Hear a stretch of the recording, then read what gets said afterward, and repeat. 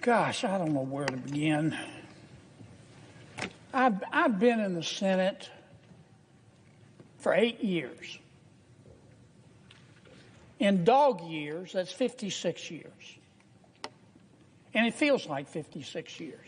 Elon Musk, who some people like him, some don't, but he's not a dummy.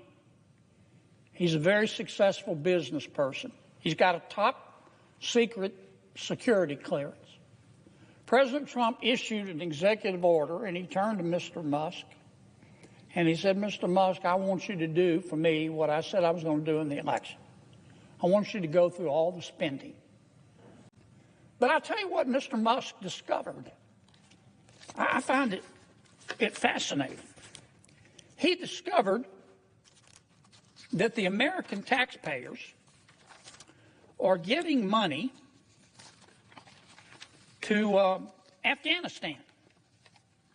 He found that we are giving money to Yemen. He found that we are giving money to Syria. I didn't know that. Some of our foreign aid is going to Yemen, Afghanistan, Syria.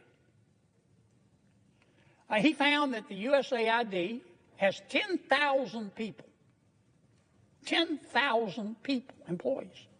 And every year they give away $40 billion. Mr. Musk also found, and I'm not saying that all of this money is wasteful. I'm not. Some of this money, I'm sure, does some good. That's why Secretary Rubio is going to revamp the department and separate the good from the bad. But this is the kind of stuff Mr. Musk found.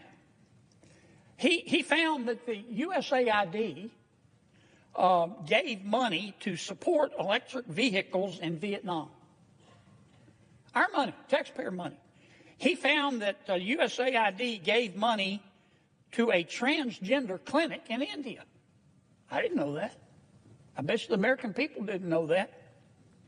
He found that the USAID gave $1.5 million to a Serbian LGBTQ group called Grupa Izladaji. I probably mispronounced that. My apologies.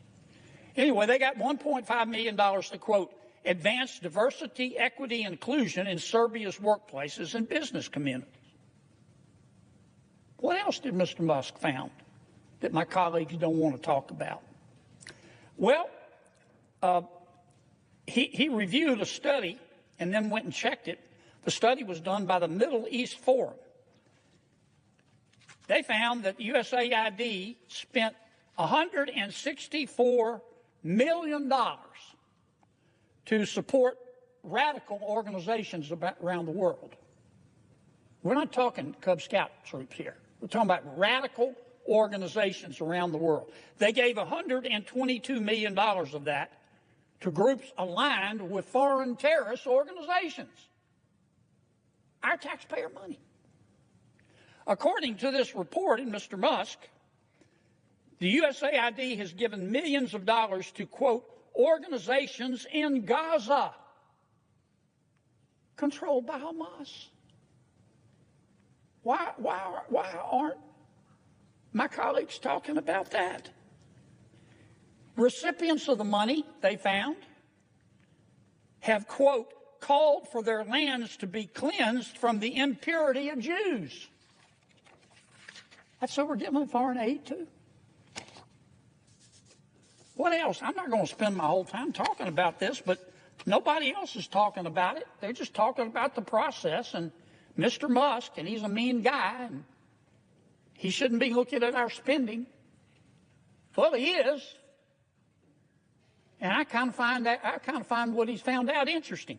He found that we gave $2 million, USAID did, for sex changes in Guatemala. He found that we gave $20 million to produce a new Sesame Street show in Iraq. He found that we gave $4.5 million of taxpayer money to combat disinformation in Kazakhstan. He found that we gave $10 million, USAID did, of meals to an al-Qaeda-linked terrorist group called the Nusra Front. Mr. Musk found that we gave $7.9 million of taxpayer money to a project that would teach Sri Lankan journalists to avoid binary gendered language.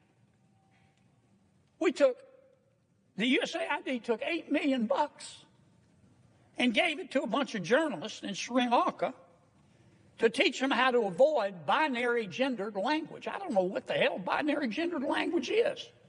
I think I do. You think most taxpayers would support that? Why are we talking about that?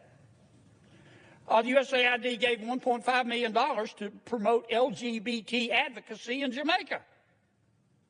They gave $1.5 million to rebuild the Cuban media ecosystem. They gave $1.5 million for, quote, art for inclusion of people with disabilities in Belarus. Another $3.9 million for LGBT causes in Macedonia. $8.3 million for equity and inclusion education in Nepal. I could go all night.